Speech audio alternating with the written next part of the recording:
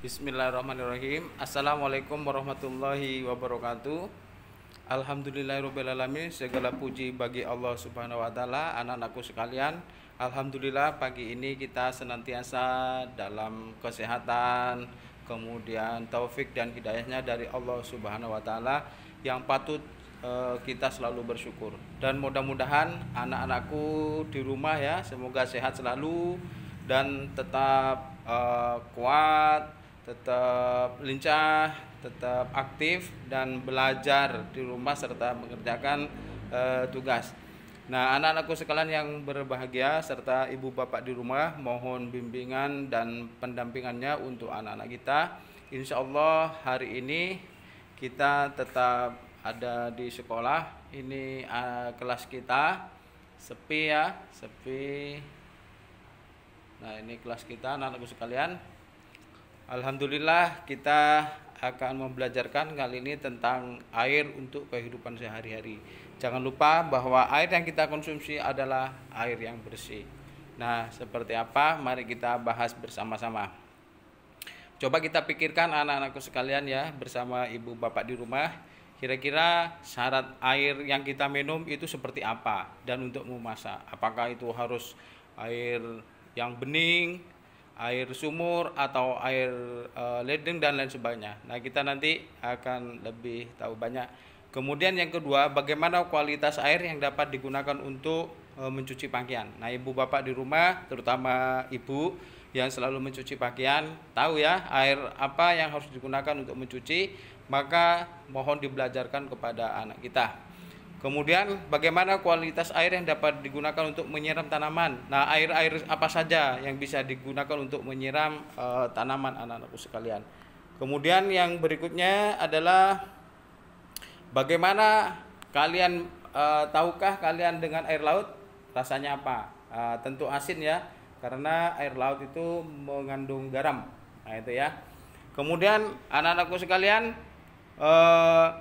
persyaratan air bersih setidaknya memiliki 3 komponen ya, meliputi 3 komponen. Bisa dilihat secara fisik, secara kimiawi maupun kandungan mikroba.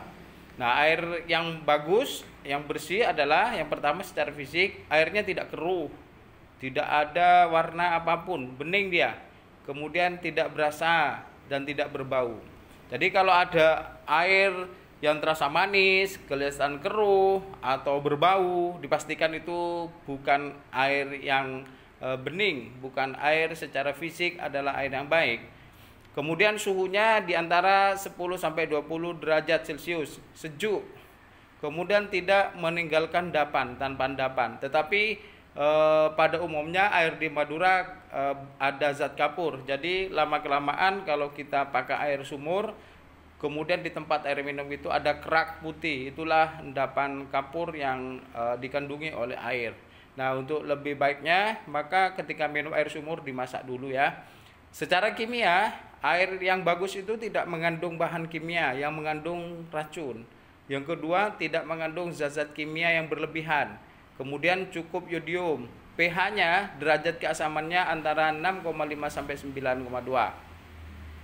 Secara mikrobiologi, air itu tidak mengandung kuman, penyakit seperti disentri, tipes, dan kolera. Maka pastikan, apalagi di zaman sekarang, di saat ini merebaknya virus corona, Bapak Ibu di rumah supaya perhatikan, betul-betul sering-seringlah cuci tangan dengan hand sanitizer ataupun dengan bahan lain yang dapat mensterilkan tangan kita. Kemudian air yang kita konsumsi haruslah air yang bersih dengan ciri-ciri ciri-ciri di atas. Nah, masyarakat kita dengan jumlah yang sangat besar di Indonesia ini perlu air yang bersih, perlu air yang bersih.